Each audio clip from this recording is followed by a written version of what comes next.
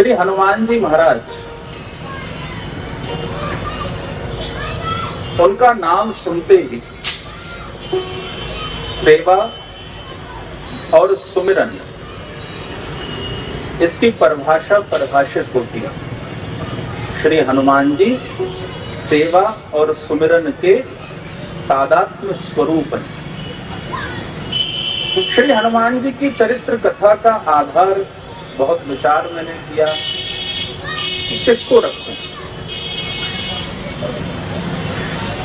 श्रीमद् गोस्वामी तुलसीदास जी महाराज ने श्री हनुमान जी के ऊपर बहुत प्रकाश डाला है, लेकिन फिर भी मैंने बहुत विचार किया तो मुझे सबसे निकट जो चीज पड़ती है वो श्री हनुमान चालीसा है। अब भैया हुआ ऐसा कि वाल्मीकि ने 100 करोड़ श्लोक में श्री रामायण की रचना की। अब 100 करोड़ श्लोक जो हैं अपने आप में अति दिव्य हैं, प्रभु का चरित्र है। तो उन 100 करोड़ श्लोकों को प्राप्त करने के लिए झगड़ा हुआ, और वो झगड़ा हुआ मानवों में, दानवों में और देवताओं में। मानवों ने कहा कि ये 100 करोड़ श्लोक हम रखेंगे। तो उनको पूछा गया कि आप क्यों रखना चाहते हैं? तो उन्होंने कहा कि हमारे यहाँ वाल्मीकि ने इन 100 करोड़ श्लोकों की रचना की है, इसलिए हम इसे रखना चाहते हैं। दानवों ने कहा कि हम स्वीकार नहीं करते, ये 100 करोड़ श्लोक तो हम रखेंगे। तो उनको पूछा कि आप क्यों रखना चाहते हैं? बोले उसका कारण ये है कि जो भी उत्तम वस्तु होती है हम उसको बलात् छीन करके ले जाते हैं, इसलिए ये 100 करोड़ श्लोक हम रखेंगे। तब देवताओं ने कहा ना ना ना ना, अरे भाई ये 100 करोड़ श्लोक तो हम रखेंगे। तो उनको पूछा कि आप क्यों रखना चाहते हैं? तो देवताओं ने कहा कि वाल्मीकि ऋषि ने इन 100 करोड़ श्लोकों की रचना हमारी भाषा में की है, इसलिए इस पर हमारा अधिकार है। अब महाराज मानवों ने कहा कि हम रखेंगे श्री रामायण को, दानवों ने कहा हम रखेंगे, देवताओं ने कहा हम रखेंगे। झगड़ा हुआ वहां पर और न्याय नहीं हो पाया। तब सबने विचार किया कि इस परिस्थिति में किसको आमंत्रित किया जाए जो आकर के समुचित न्याय कर दे। तो स्मरण हुआ भगवान शंकर का। भगवान शंकर आप सब जानते हैं औढ़र दानी। अब भगवान शिव की उपासना मानव भी करते हैं, दानव भी करते हैं और देवता भी करते हैं।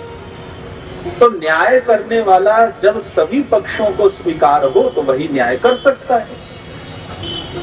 तो सभी को लगा कि हम शिव उपासक हैं तो भगवान शंकर हमारा ही पक्ष लेंगे और वाल्मीकि ऋषि के द्वारा ये जो 100 करोड़ दिव्य श्लोक हैं श्री रामायण के रूप में, ये हमको प्राप्त हो जाएंगे।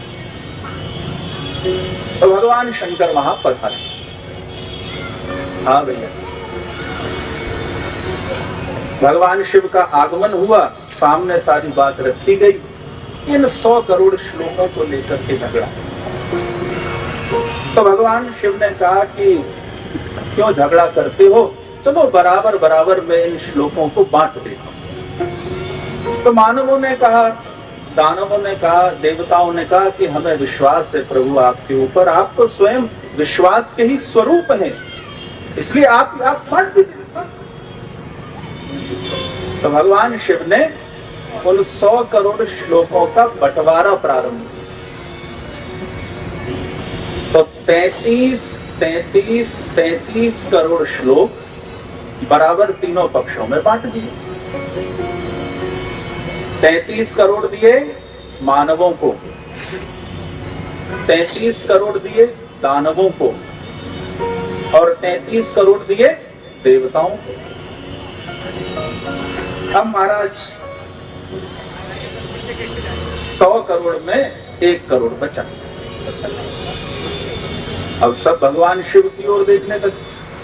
तो भगवान शिव ने कहा चिंता ना करो, अरे इसका भी बंटवारा कर देता हूं। तो बचे 1 करोड़ श्लोकों का बंटवारा भगवान शिव ने किया। और महाराज 33 लाख तीनों पक्षों में बांट दिए। जब 1 करोड़ में ये बांटे तो 1 लाख बचा। 1 लाख श्लोक बचे तो सब फिर भगवान शिव की ओर देखने लगे, क्योंकि अभी तक तो मामला सब बराबर ही है और ज्यादा जिसको मिले तो वो श्रेष्ठ स्थापित हो जाए। अब बचे 1 लाख। तो भगवान शिव ने 33 हजार फिर बांट दी। अब महाराज जब बटे तो बचे केवल 1000 श्लोक। सब फिर भगवान शिव की ओर देखने लगे। 1000 तो बचे अभी। और आप जानते हैं कि प्रवृत्ति कैसी होती है, जो है इस पर कभी ध्यान नहीं जाता, लेकिन जो बचा है उसका स्मरण होता है। तो महाराज 1000 बचे। तो भगवान शिव ने फिर 300 श्लोक बराबर बांटे।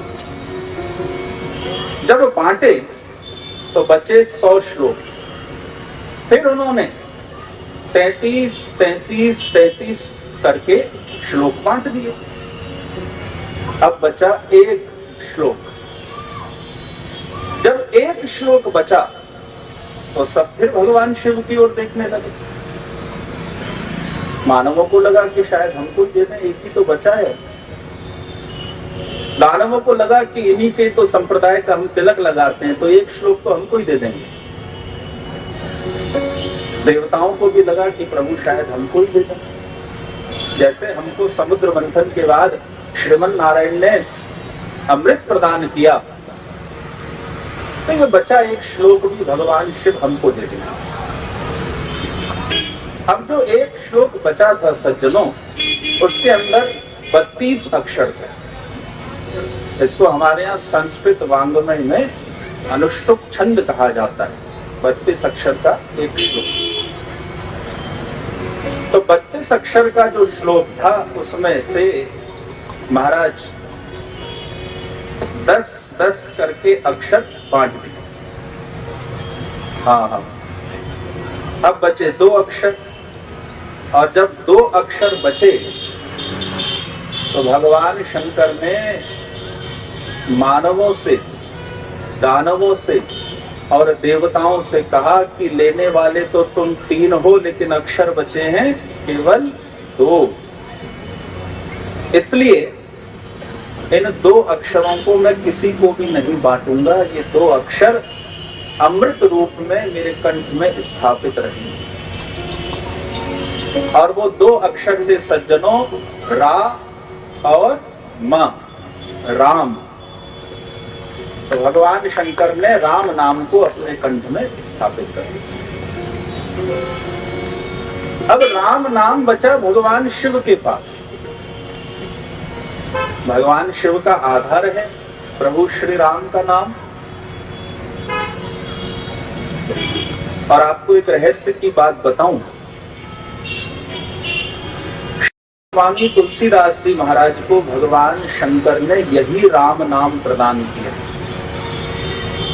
और उसी राम नाम का जो विस्तार है श्रीमद् गोस्वामी तुलसीदास जी के द्वारा, उसी को हम कहते हैं श्री रामचरितमानस। तो तुलसीदास जी महाराज ने 2 वर्ष 7 महीना 26 दिन में श्री रामचरितमानस की रचना की। कितना समय लगा? 2 वर्ष 7 महीना 26 दिन। राम नाम का विस्तार किया, श्री रामचरितमानस की रचना की। और गोस्वामी तुलसीदास जी महाराज ने सर्वप्रथम मिथिला के एक बड़े रसिक संत थे, उनका नाम था श्री रूपारुण स्वामी। तुलसीदास जी ने सर्वप्रथम श्री रामचरितमानस की कथा मिथिला के परम रसिक संत श्री रूपारुण स्वामी जी को प्रदान की। जैसे श्री वेदव्यास जी ने श्रीमद् भागवत की कथा सर्वप्रथम अपने ही पुत्र भगवान श्री शुकदेव को प्रदान की, तो श्री रामचरितमानस की रचना उन्होंने की। और जब श्री रामचरितमानस की रचना की तो इसकी प्रत्येक चौपाई, प्रत्येक दोहे में, प्रत्येक सोरठे में ये दो अक्षर अवश्य होते हैं, रा और मा। संपूर्ण श्री रामचरितमानस में महाराज केवल एक चौपाई ऐसी है जिसमें रा और मा नहीं है। हाँ? और वो चौपाई है उत्तरकांड की। झूठ ही लेना, झूठ ही देना, झूठ ही भोजन और झूठ चबेना। केवल एक चौपाई ऐसी है श्री रामचरितमानस में जिसमें रा और मा नहीं है। तो तुलसीदास जी को पूछा कि इसमें रा और मा क्यों नहीं है, तो उन्होंने कहा भाई बड़ी सीधी सी बात है, जहां झूठ होता है वहां राम का वास नहीं होता है। संपूर्ण रामायण में राम नाम व्याप्त है, पर जहां झूठ है वहां श्री राम नहीं है। तो श्री रामचरितमानस में सुंदरकांड का दर्शन हम और आप करते हैं। सुंदरकांड का ही सारांश है श्री हनुमान चालीसा। तो मैंने विचार किया कि श्री हनुमान चालीसा को आधार रखते हुए इन दिनों हम श्री हनुमंत चरित्र कथा का आश्रय लेंगे और श्री हनुमान जी को समझने का प्रयास करेंगे कि श्री हनुमान जी हैं क्या। श्री हनुमान जी महाराज अद्भुत अलौकिक। ये हमारा भारतवर्ष कृषि प्रधान है और ऋषि प्रधान भी है। ध्यान रखिएगा, भारत कृषि प्रधान भी है और ऋषि प्रधान भी है। और यदि कृषि को और ऋषि को भारत से अलग कर दिया जाए तो भारत की परिभाषा पूरी नहीं हो सकती। भारत कृषि प्रधान भी है और भारत ऋषि प्रधान भी है। तो ऋषि तुलसीदास जी ने श्री हनुमान चालीसा की रचना और श्री हनुमान चालीसा के द्वारा श्री हनुमान जी का दर्शन हमको करा। यद्यपि हम और आप सब श्री हनुमान चालीसा से परिचित हैं, संपूर्ण विश्व में जो भी श्री हनुमान जी से जुड़ा हुआ है वो श्री हनुमान चालीसा का पाठ करता है।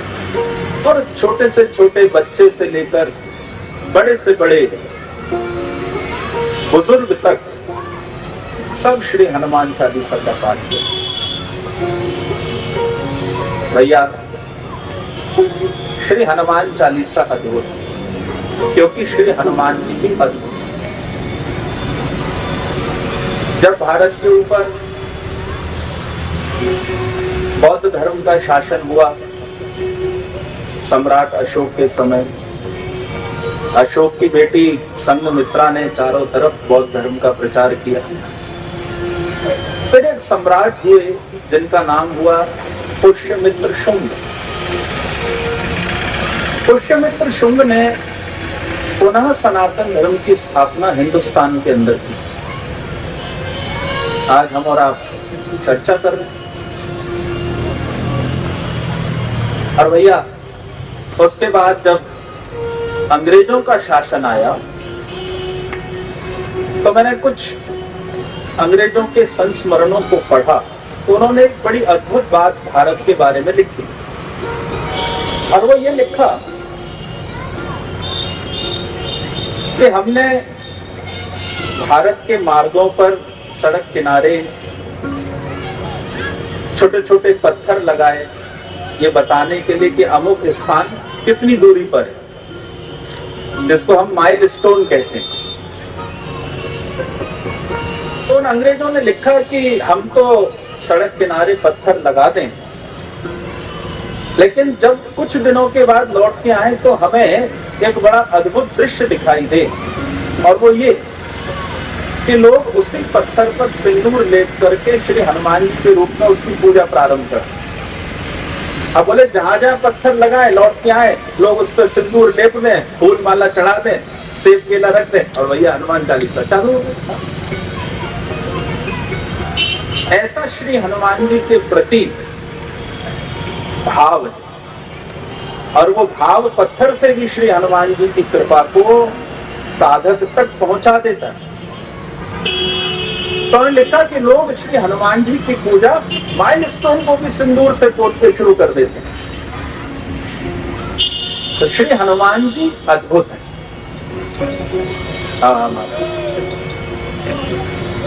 श्री हनुमान जी महाराज के बारे में जो कहा जाए वो थोड़ा ही।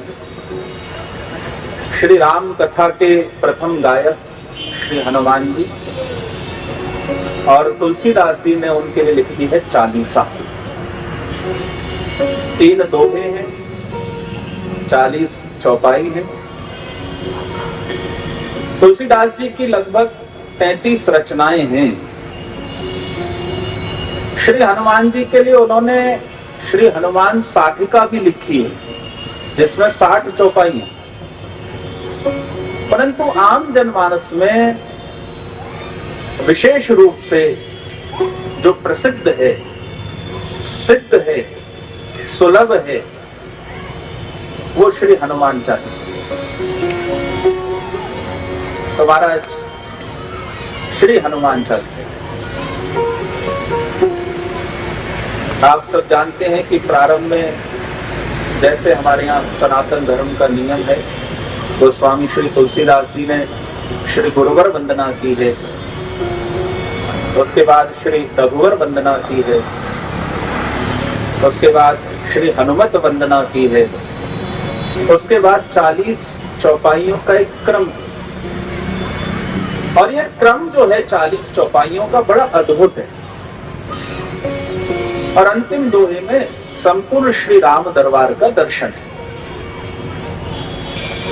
अब आप थोड़ा विचार करिए कि तुलसीदास जी ने श्री हनुमान चालीसा को जब लिखा तो इन 40 चौपाइयों का उन्होंने क्या आधार रखा हो, किस आधार से इन चौपाइयों के क्रमों को उन्होंने निश्चित किया है। अब हम लोग तो श्री हनुमान चालीसा का पाठ इतना तेज करते हैं कि जब तक हनुमान जी को पता चले तब तक तो चालीसा पूरी हो जाती है। हनुमान जी कहते हैं ये क्या हुआ, इतना तेजी से हम लोग पाठ करते हैं। और पाठ में भी जब सिद्ध अवस्था पर हम पहुंचते हैं तो कुछ शब्द अंदर रह जाते हैं, कुछ बीच तक आ पाते हैं, कुछ थोड़ा धक्का देके बाहर निकल पाते हैं, लेकिन चौपाइयां बिल्कुल एकदम गति से चलती हुई चली जाती हैं। अगर हम ध्यान से देखें तो हमें आश्चर्य होगा कि शायद हम हनुमान चालीसा के प्रत्येक शब्द का प्रतिदिन स्पर्श ना कर पाते, इतना तेज पाठ करते। तो सज्जनों, गोस्वामी तुलसीदास जी ने श्री हनुमान चालीसा की रचना में जो आधार रखा वो आधार है नाम, रूप, लीला और धाम। हमारे यहाँ ये सनातन धर्म में नियम है कि इष्ट प्राप्ति के 4 साधन होते हैं, नाम, रूप, लीला और धाम। तुलसीदास जी ने श्री हनुमान चालीसा को जब लिखा तो सबसे पहले चौपाइयों के क्रम में श्री हनुमान जी के नामों की गणना की। सबसे पहला आधार क्या है चौपाइयों का? नाम। जय हनुमान ज्ञान गुण सागर, जय कपीस तिहु लोक उजागर, राम दूत अतुलित बल धामा, अंजनी पुत्र पवन सुत नामा, महावीर विक्रम बजरंगी, कुमति निवार सुमति के संगी। ये सारे के सारे श्री हनुमान जी के नाम हैं। श्री हनुमान जी का प्रमुख नाम हनुमान, वहां से प्रारंभ किया।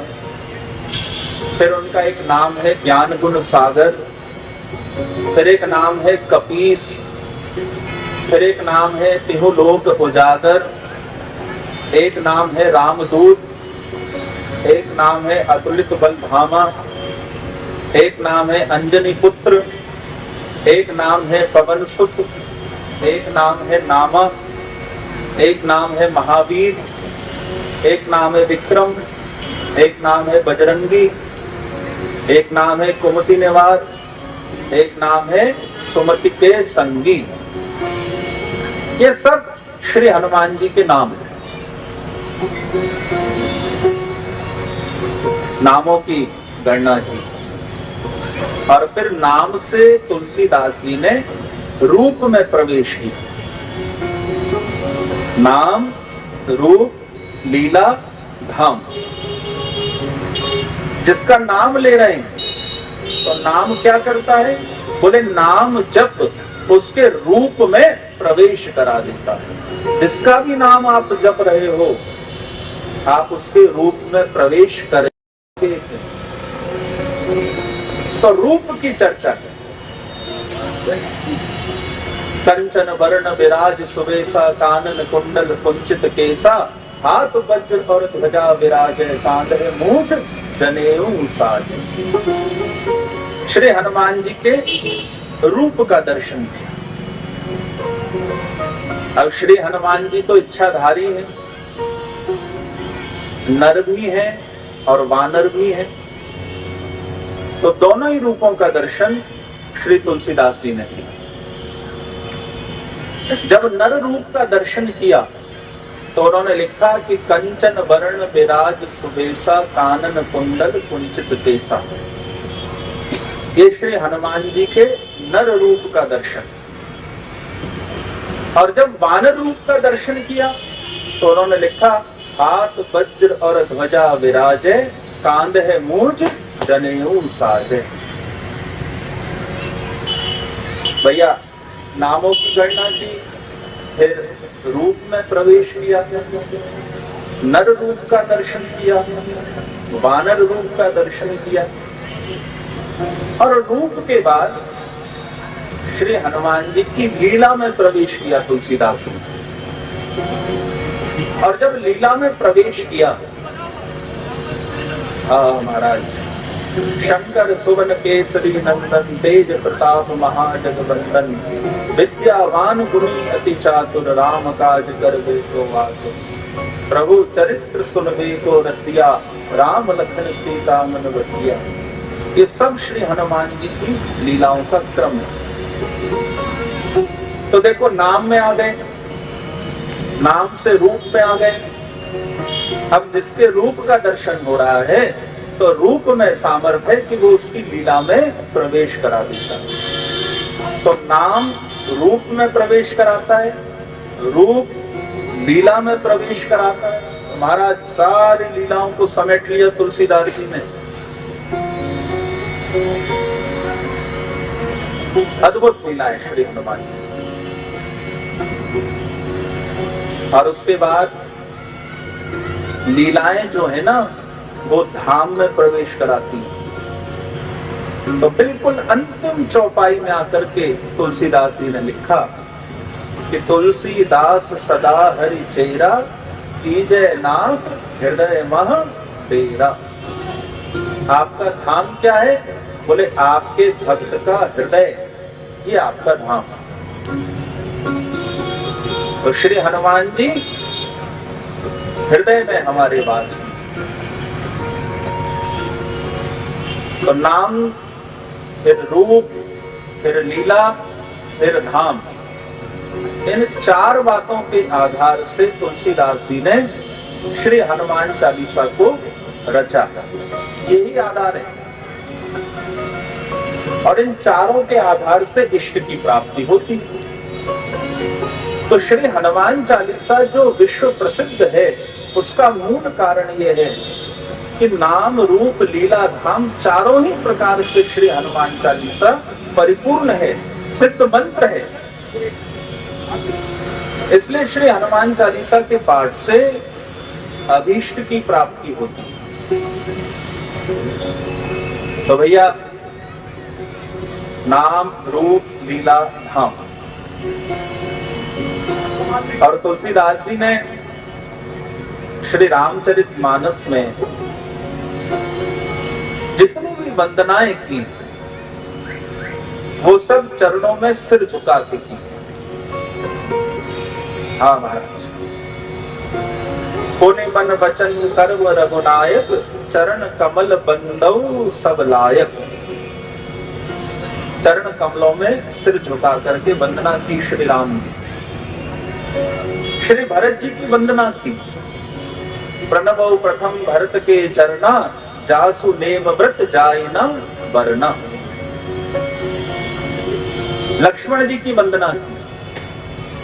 बंदौ लक्ष्मण पद जल जाता, शीतल सुभग भगत सुख दाता। सीता जी की वंदना की। जनक सुता जग जननी जानकी, अतिशय प्रिय करुणा निधान। ताके जुगपद कमल मनावहु, जासु कृपा निर्मल मति पावहु। सबके चरणों में सिर झुका करके वंदना की तुलसीदास जी ने, परंतु श्री हनुमान जी के चरणों में सिर झुका के वंदना नहीं की। क्यों नहीं की श्री हनुमान जी के चरणों में सिर झुका के तुलसीदास जी ने वंदना? श्री राम के चरणों की वंदना कर रहे हैं, माँ सीता के चरणों की वंदना कर रहे हैं, भरत जी की कर रहे हैं, लक्ष्मण जी की कर रहे हैं, परंतु तुलसीदास जी ने श्री हनुमान जी के चरणों में सिर झुका के वंदना क्यों नहीं की? तो महाराज क्या लिखा श्री हनुमान जी की वंदना करते हुए? प्रणवौ पवन कुमार, खल बन पावक ज्ञान घन, जासु हृदय आगार, बसहि राम सर चाप धर। चरणों में प्रणाम नहीं किया। और श्री रामचरितमानस में श्री हनुमान जी की जो वंदना है ये वही स्वरूप है जो स्वरूप हमारे परम पूज्य श्री बाबा नीव करोड़ जी महाराज ने श्री हनुमान सेतु में श्री हनुमान जी को यहाँ स्थापित किया है। वही स्वरूप है तुलसीदास जी की वंदना का। तुलसीदास जी को पूछा, आपने चरणों में सिर क्यों नहीं झुकाया श्री हनुमान जी के? तो कहा कि यदि चरणों में सिर झुका दूं श्री हनुमान जी की वंदना करते हुए तो जासु हृदय आगार, बसहि राम सर चाप धर। जिनके हृदय आगार में भगवान श्री राम का जो धनुर्धारी है दर्शन हो रहा है, यदि चरणों में सिर झुका दूंगा तो भगवान श्री राम की झांकी का दर्शन नहीं होगा। इसलिए श्री हनुमान जी को खड़े खड़े नमस्कार करता हूँ, प्रणाम करता हूँ। सिर नहीं झुकाया क्योंकि सिर झुका और श्री राम की झांकी अदृश्य हो गई। और श्री हनुमान जी वक्ष स्थल खोल करके खड़े हुए। जब श्री हनुमान जी वक्ष को खोल लें तो फिर चरणों में प्रणाम कौन करता है? फिर तो श्री हनुमान जी को सीधे ही प्रणाम किया जाता, क्योंकि जासु हृदय आगार, बसहि राम सर चाप धर। इसलिए श्री रामचरितमानस में तुलसीदास जी ने हनुमान जी के चरणों में सिर झुका के नमस्कार नहीं किया, सबको किया, हनुमान जी को बचा लिया। तो श्री हनुमान सेतु का जो दिव्य श्री विग्रह है दर्शन किया मैंने, अपने आप में बड़ा अद्भुत है। और पंढरपुर में भगवान श्री विठलनाथ जैसे खड़े हो, ऐसे श्री हनुमान जी महाराज, हाँ क्या अद्भुत स्वरूप है। अगर आप उनके मुखारविंद का दर्शन करो तो आपकी इच्छा नहीं होगी कि अपने नेत्रों को हटा दो। हाँ, तो श्री हनुमान जी महाराज श्री हनुमान चालीसा। तो आइए हम लोग श्रीमद् गोस्वामी तुलसीदास विरचित श्री हनुमान चालीसा में प्रवेश करें। और जब हम प्रवेश करते हैं तो प्रथम दोहे का हमको दर्शन होता है। श्री गुरु चरण सरोज रज निज मनु मुकुर सुधार बरनौ रघुबर विमल जसो जो दायक फल चार। गोस्वामी श्री तुलसीदास जी सनातन धर्म की परंपरा का पालन करते हुए सर्वप्रथम श्री गुरुवर वंदना करते हैं। हम जानते हैं कि बिना श्री सद्गुरु की कृपा के श्री गोविंद का दर्शन प्राप्त नहीं होता। तुलसीदास जी लिखते हैं कि श्री गुरुदेव के चरण कमलों की रज से अपने मन रूपी दर्पण को निर्मल करके अब मैं श्री रघुवर के निर्मल सुयश का वर्णन करने जा रहा हूं, जो चारों प्रकार के फलों को प्रदान करने वाला है। ये पहला दोहा उन्होंने लिखा। श्री गुरु चरण सरोज रज निज मनु मुकुर सुधार बरनौ रघुबर विमल जसो जो दायक फल चार। श्री गुरुवर वंदना। श्री गुरुदेव के चरण कमलों की रज से भैया श्री गुरु तत्व जो है हमारे यहाँ उसे प्रधान तत्व माना गया है। सद्गुरु कौन है? श्री गुरुदेव के चरण कमलों की रज का आश्रय क्या है? भैया यहाँ पर विशेषण के रूप में श्री शब्द को लगाया गया है प्रारंभ में। एक तो जब हम कुछ सुंदर लिखते हैं तो सर्वप्रथम हम कागज पर श्री लिखते हैं। तो श्री के द्वारा श्री हनुमान चालीसा का प्रारंभ किया। श्री गुरु चरण सरोज रज। गुरु कौन? का जिसको जागृत अवस्था प्राप्त हो, जिसके आत्मज्ञान का दीपक प्रज्वलित हो और जिसकी शरणागति में जाने के बाद आश्रित का आत्म दीपक भी प्रज्वलित हो जाए। ये लौ एक स्थान से छलांग लगा के दूसरे स्थान पर आ जाए, इसको श्री गुरु आश्रय कहा जाता है। जिसने पाया हो उसके आश्रय में बैठना और पाना, इसको ही श्री गुरु कहा जाता है। तो सद्गुरु कौन है? कहा भैया जागते हुए जिसकी निद्रा टूट गई हो और निद्रा में जिसका जागरण प्रारंभ हो गया हो, उसको ही श्री गुरुदेव कहा जाता है। हाँ, अब महाराज जागते हुए भी आदमी सोता है, और सोते हुए भी आदमी जागता है, ध्यान रखना। श्री गुरुदेव कौन? कहा जागते हुए जिनकी निद्रा टूट चुकी थी और निद्रा में भी जिनके अंदर सतत जागरण चल रहा हो, वो श्री गुरु तत्व। मैं लोगों को देखता हूं, लोग जीवन ऐसे व्यतीत करते हैं जैसे जीवन भी एक बोझ हो, इसको ढो रहे हैं बस, जब आई पहुंचे तो चलो गुजारी लो। लोग ढोते हैं जीवन को, जीवन का मूल्य उनको समझ में नहीं आता। श्री हनुमान जी की वंदना, श्री हनुमान चालीसा का पाठ जो करेगा वो जीवन के एक क्षण को भी व्यर्थ नहीं कर सकता, और जो जीवन को व्यर्थ गंवाता है वो श्री हनुमान जी का उपासक हो नहीं सकता। तो लोग जागते हुए भी सोते हैं।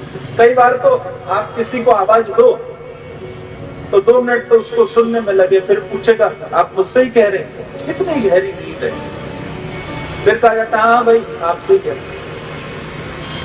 तो जन्म जन्मांतरों की नींद है, बहुत गहरे जाल है अंदर। वो जो जागते हुए अंदर निद्रा है वो तभी टूट सकती है जब श्री गुरुदेव के चरण कमलों की रज का आश्रय मिल जाए, जिसका होना ही पर्याप्त हो, वो श्री सद्गुरु हैं।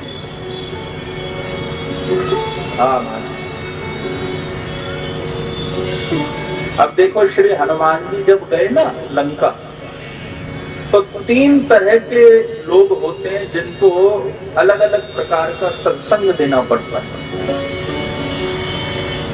एक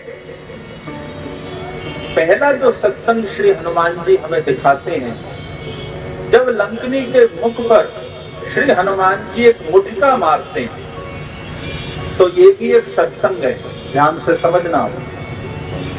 तो लंकनी कहती है कि तात मोर अति पुण्य बहुता, देखो नयन राम कर दूता। पहचान? जो लंकनी अभी तक श्री हनुमान जी को नहीं पहचान पा रही थी, हनुमान जी ने एक मुठका का प्रहार किया तो अंतर चक्षु खुल गए, और जैसे ही चक्षु खुले तो क्या हुआ? बोले देखो नयन राम कर दूता। बाधक की दृष्टि साधक में बदल गई। ये सत्संग है। समय का अभाव है, इसलिए श्री हनुमान जी को लगता है कि लंकनी को इतने सही समझाया जा सकता। ये भी कृपा है। महाराज श्री हनुमान जी का स्पर्श मिल जाए, इससे बड़ी तो बात क्या है। अब वो चाहे मुटका के रूप में ही क्यों ना हो, लंकनी का पुण्य रहा होगा। ये बिल्कुल तीसरे तल का सत्संग है। दूसरे तल का सत्संग है श्री हनुमान जी का श्री विभीषण जी के साथ। हाँ।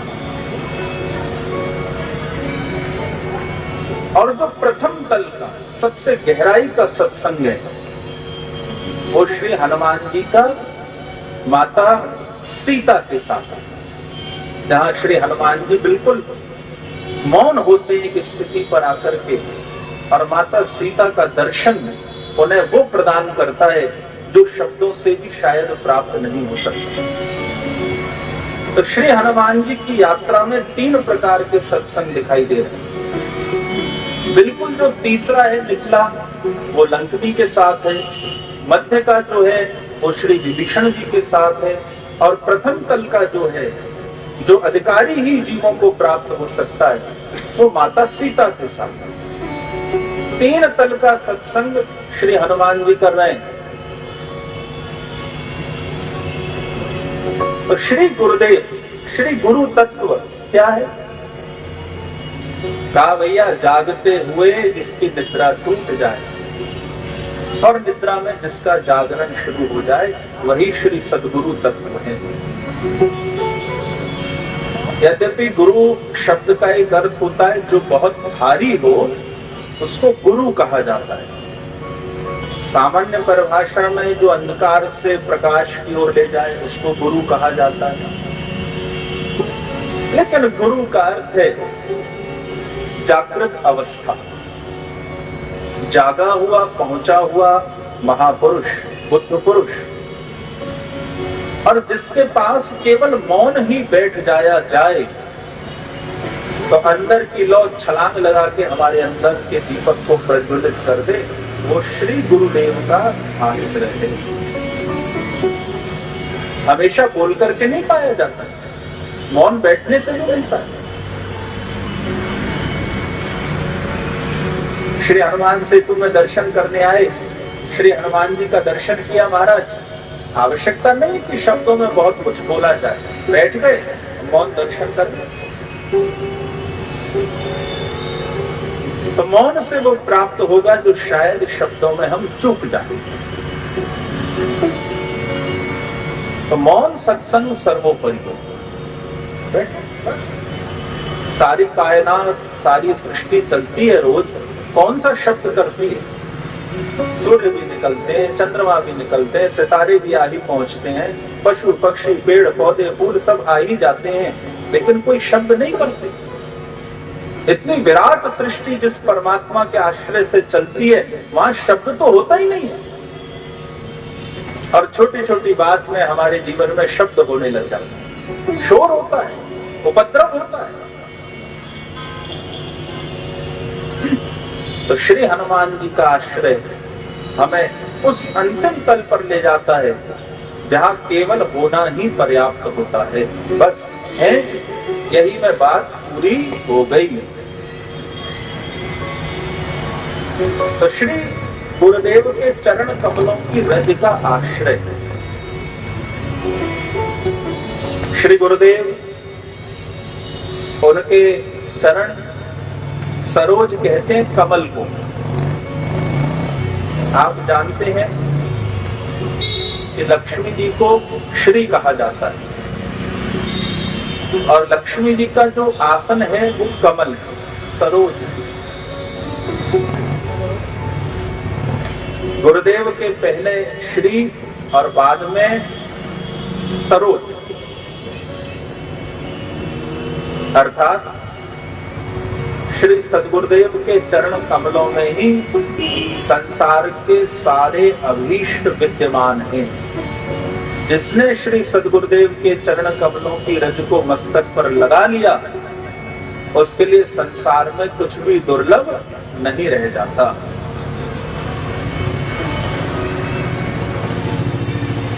हमारे पूज्यपाद बाबा श्री नीव करौरी जी महाराज, जिन्होंने साधना की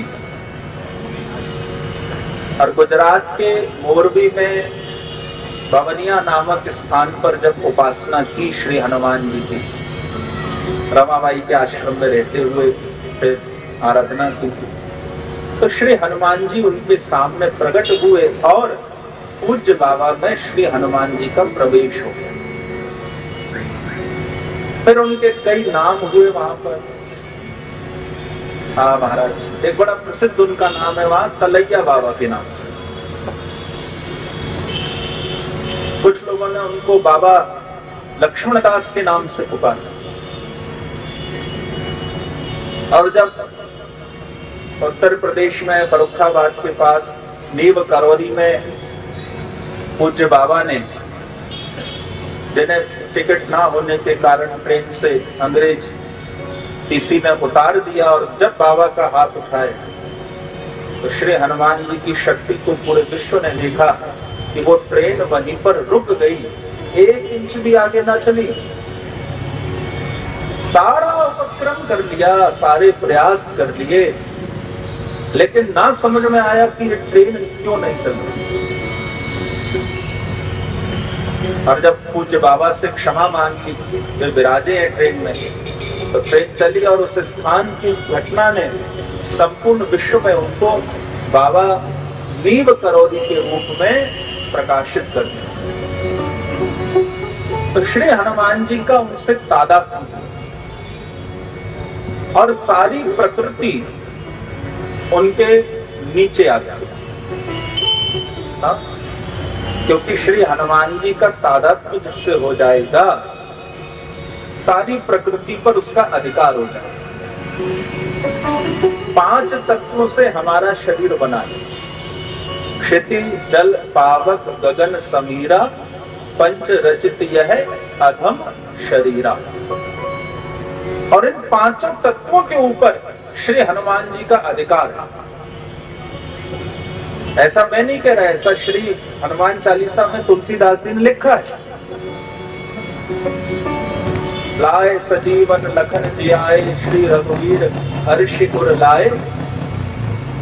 पृथ्वी तत्व के ऊपर श्री हनुमान जी का अधिकार। जुग सहस्त्र जो जन पर भानु, लीले उताहि मधुर फल जानू।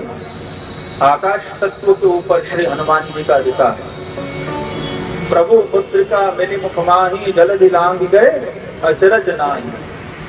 जल तत्व के ऊपर श्री हनुमान जी का अधिकार।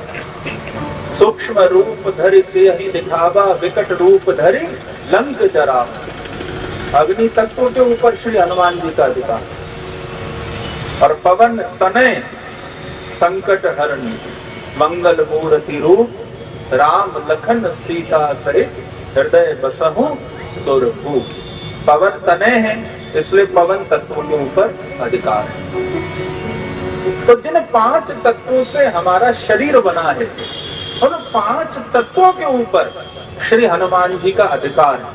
और जिसके अंदर श्री हनुमान जी का तादात्म्य होगा, इन 5 तत्वों से बनी समूची समष्टि प्रकृति उसके अधीन हो जाएगी। इसलिए पूज्यपाद बाबा श्री नीव करौरी जी महाराज हमारे समूची प्रकृति उनके अधीन थी। वे एक स्थान पर बैठकर के अपनी समाधि से बड़ी समस्याओं का समाधान कर दिया करते थे। और उसी का प्रमाण है ये श्री हनुमान सेतु। तो श्री हनुमान जी महाराज, उनकी उपासना की पूज्य बाबा जी। तो श्री गुरु चरण सरोज रज, हम प्रथम दोहे में उनका पावन स्मरण करते हैं। और गुरु अलग अलग हो सकते हैं, लेकिन गुरु पद हमेशा एक ही होता है। और जब हम किसी के भी गुरु को नमन करते हैं, प्रणाम करते हैं, तो मूल में हम अपने ही सदगुरु को नमन कर रहे होते हैं। क्योंकि गुरु तत्व कभी भी भिन्न नहीं होता है, वो एक ही होता है। और अगर वहां भी ये अंतर आ जाए कि इनसे मैं दीक्षित नहीं हूं, ये मेरे गुरु नहीं है, मैं अपने गुरु को नमन करूंगा, तो वो श्री हनुमान चालीसा का पाठ करने का अधिकारी नहीं। ये ध्यान रखिए, गुरु तत्व एक ही होता है। अगर वहां भी भेद आ गया, तो भेद बुद्धि इस बात का प्रमाण है कि श्री हनुमान जी की कृपा हमारे ऊपर अभी नहीं हुई। तो महाराज अधिकारी श्री सद्गुरुदेव, उनके चरण कमलों की रज से मन रूपी दर्पण को साफ करता हूं। तो गुरु वंदना से प्रारंभ है। और सरोज कमल है। कमल का अर्थ क्या है? जब आप कमल के फूल को देखते हैं, तो आप एक बात पर ध्यान नहीं करते कि कमल भी मूल में कीचड़,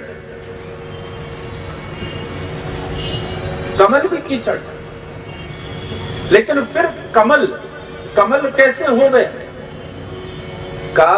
कमल कमल इसलिए हो गया सज्जनों, क्योंकि वो कीचड़ से ऊपर उठ गया।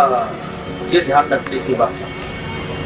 और जीवन में जो कीचड़ से ऊपर उठ जाता है, ये समझना कि श्री सद्गुरुदेव की कृपा इसी के ऊपर हुई है।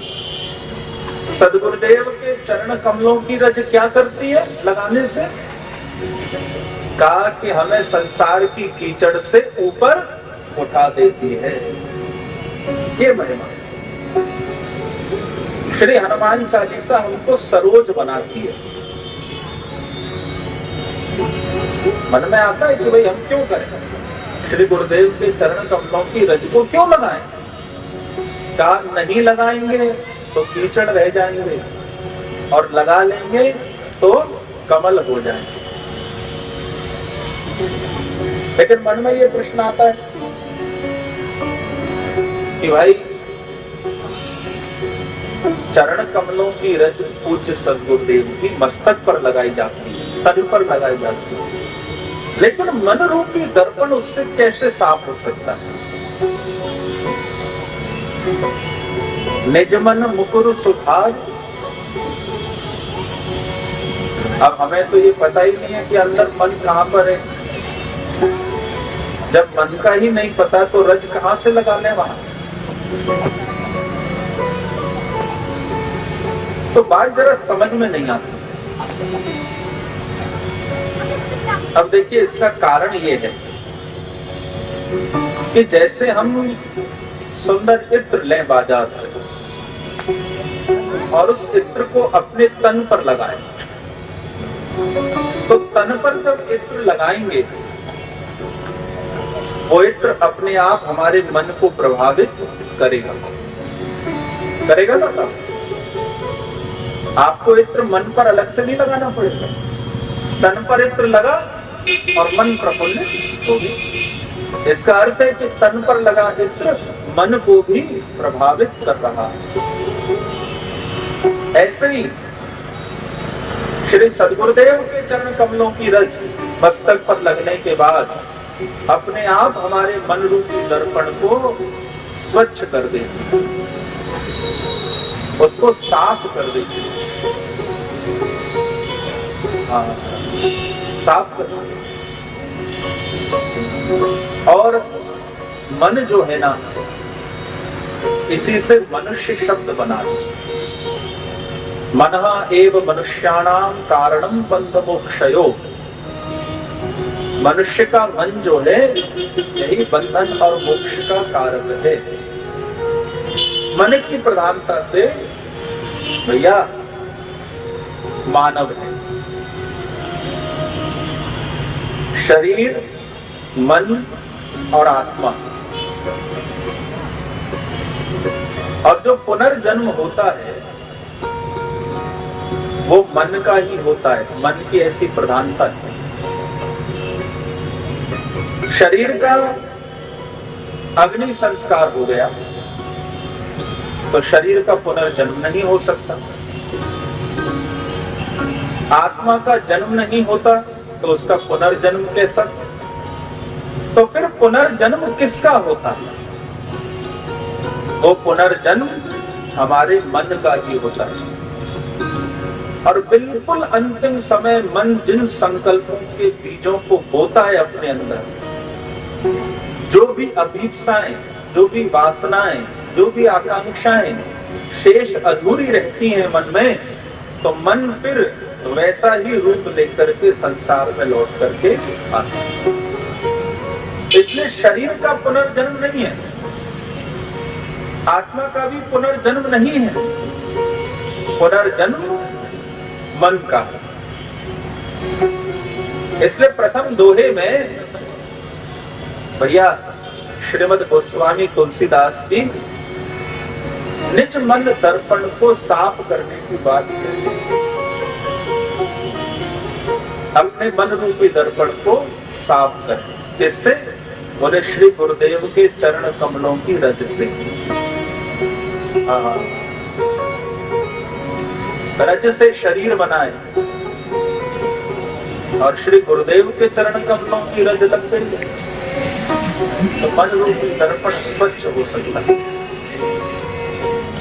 लेकिन एक बड़ी इसमें गहराई की बात है, और वो ये है कि जब हम श्री हनुमान चालीसा का पाठ करते हैं तो हम इस प्रथम दोहे का पाठ जब करते हैं तो हम ऐसा मानते हैं कि गोस्वामी तुलसीदास जी अपने सद्गुरुदेव के चरण कमलों की रज से अपने मन रूपी दर्पण को साफ कर रहे हैं। लेकिन बात ऐसी नहीं है। उन्होंने यहाँ एक शब्द लगाया है, निज मन। अर्थ ये कि जब हम इसका पाठ प्रारंभ करें तो हमें अपने पूज्य सद्गुरुदेव के चरण कमलों का स्मरण करके अपने मन को, जो पाठ कर रहा है वो साधक अपने मन रूपी दर्पण को साफ कर दे। हम क्या करते हैं? हम तुलसीदास जी के मन रूपी दर्पण को साफ करते रहते हैं। अरे उनका तो हो ही गया, अपने मन रूपी दर्पण को साफ करना। इसलिए प्रारंभ में ही चूक ना हो जाए, उन्होंने एक शब्द लगा दिया है, निज निज मन मुकुर सुधार। अपने अपने मन रूपी दर्पण को अपने अपने सद्गुरुदेव के चरण कमलों की रज से अथवा तो रज के स्मरण मात्र से हम साफ करते हैं। और महाराज बड़ी अद्भुत बात है, श्री गुरु चरण सरोज रज निज मनु मुकुर सुधार। बरनउँ रघुबर विमल जसु जो दायकु फल चार। निज मन दर्पण को साफ करना है। और श्री हनुमान चालीसा का पाठ करें तो अगले दोहे पर जाने से पहले ये सुनिश्चित कर लें कि निज मन रूपी दर्पण साफ हो गया या नहीं, अन्यथा आगे पाठ में नहीं जाना चाहिए। पहला दोहा भी तब पूरा होगा जब अपने पूज्य श्री सद्गुरुदेव के चरण कमलों की रज से मन रूपी दर्पण अपना साफ हो जाएगा। और अभी तो साफ हुआ ही नहीं, तो अगले दोहे पर कैसे चले जाएं? और आश्चर्य है कि लोग पूरे के पूरे पाठ को ही कर डालते हैं। ये पाठ हुआ पूरा और निकल पड़े, न मन का पता, न आत्मा का पता, न शरीर का भी कुछ पता, तो पूरा पाठ हो गया। निज मन मुकुर सुधार, अपने मन रूपी दर्पण को साफ करना। क्या साफ करना है? कहा इस पर विषयों की काई लगी हुई है। हाँ महाराज, मन रूपी दर्पण पर विषयों की काई लगी हुई है। काम, क्रोध, लोभ, मोह, मद, मात्सर्य, काई लगी। और आप जानते हैं ना कि जहां काई हो, यदि वहां पर रज को डाल दिया जाए तो वहां पैर नहीं फिसल सकता। ठीक बात है? अगर काई हो कहीं और उस पर आप रज को डाल दो तो वहां पैर नहीं फिसलेगा। तुलसीदास जी भी लिखते हैं पहले दोहे में कि अपने श्री सद्गुरुदेव के चरण कमलों की रज से निज मन रूपी दर्पण को साफ करता हूं। क्यों? बोले इस दर्पण पर विषयों की काई लगी हुई है, और जब पूज्य सद्गुरुदेव के चरण कमलों की रज इस पर गिरेगी, पड़ेगी, तो ये जो विषयों की काई है वो पवित्र रज उस विषय की काई को सोख लेगी और मेरा पैर नहीं फिसलेगा। इसलिए वो निजमन रूपी दर्पण को साफ करना है सबसे पहले। अब हम अपने को देखना चाहें और दर्पण भी साफ ना हो तो कहां देख पाएंगे अपने को? इसलिए जब हम स्नान करके तैयार होते हैं तो सबसे पहले निज दर्पण को साफ कर लेते हैं, क्योंकि तभी तो अपने को देख पाएंगे। और हमारा मन ही हमारा दर्पण है। अगर उस दर्पण पर लगी है काई तो अपने को कैसे देख पाएंगे?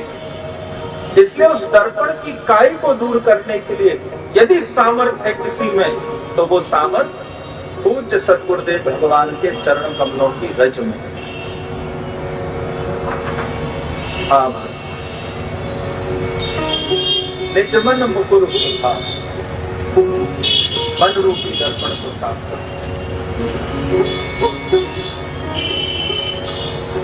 उम्र भर गालिब यही गलती करता रहा,